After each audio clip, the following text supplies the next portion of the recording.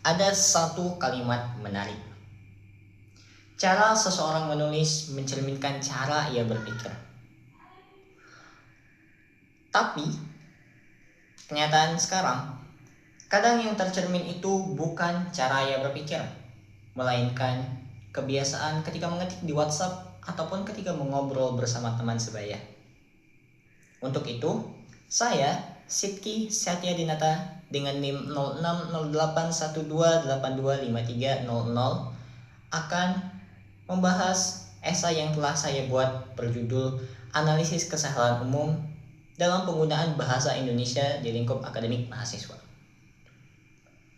Bahasa Indonesia memiliki peranan yang penting dan utama dalam penulisan karya akademik. Tapi dalam praktiknya, kita kerap menjumpai berbagai macam bentuk kesalahan. Nah, dalam esai yang telah saya buat, ada berbagai macam bentuk kesalahan yang kerap kali kita jumpai di sekitar kita. Yang pertama, itu ada kesalahan dalam ejaan. Kesalahan dalam ejaan ini meliputi kesalahan dalam bentuk tanda baca, kesalahan dalam bentuk penggunaan huruf kapital, dan juga penulisan kata baku. Sebagai contoh, kita kerap menjumpai kata praktek yang seharusnya itu praktik. Kemudian kata sekedar yang seharusnya itu sekadar. Dan juga kita masih sering mengabaikan tanda baca yang terlihat sederhana. Tapi jika diabaikan, akan menghilangkan esensi dari kalimat tersebut dan kalimat tersebut menjadi sulit dipahami. Kemudian bentuk kesalahan yang kedua, itu ada kesalahan diksi. Penggunaan kata yang tidak tepat.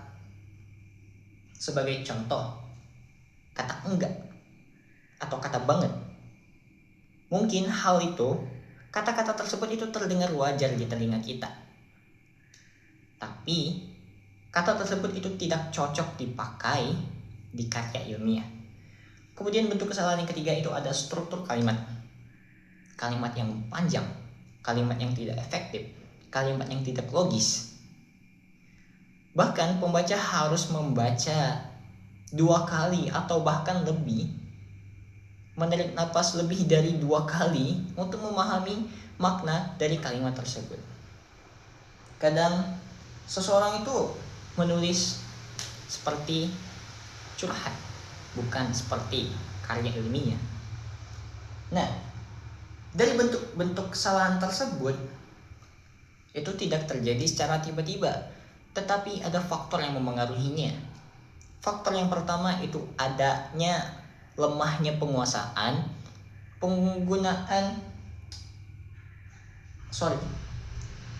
pemahaman terhadap pedoman umum bahasa Indonesia. Nah, masih banyak penulis itu yang tidak paham aturan dasar seperti penggunaan tanda baca, huruf kapital, dan juga kata baku.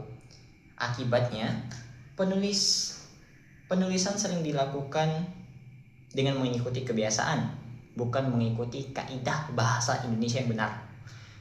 Kemudian faktor yang kedua itu adalah pengaruh media sosial. Dalam aktivitas media sosial, kita terlalu sering menggunakan kata-kata yang tidak baku. Karena terlalu sering digunakan, akibatnya kata-kata tersebut terbawa ke dalam karya yang kita buat. Kemudian faktor yang ketiga itu ada kurangnya latihan menulis. Kemampuan menulis tidak muncul secara instan, tetapi juga diiringi dengan latihan. Jika seseorang kurang dalam latihan menulis, maka kemampuan menyusun kalimat, memilih diksi, dan sebagainya menjadi kurang terasah, sehingga menyebabkan tulisan menjadi sulit dipahami.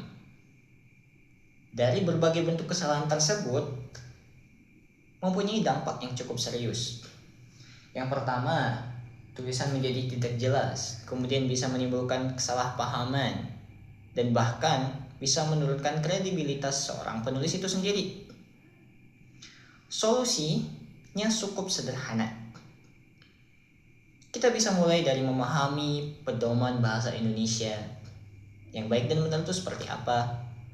Kemudian membiasakan penggunaan huruf yang formal, penggunaan kata yang formal, dan yang paling penting itu adalah membangun kebiasaan menulis. Karena kemampuan menulis itu bukan bakat, melainkan kebiasaan. Sebagai penutup, saya ingin menegaskan bahwa ketepatan berbahasa bukan sekadar mengikuti aturan, tetapi mencerminkan cara ia berpikir. Karena pada akhirnya, cara kita menulis adalah cara kita berpikir. Terima kasih. Dari saya, Sedikit Sadyadinata, pamit undur diri.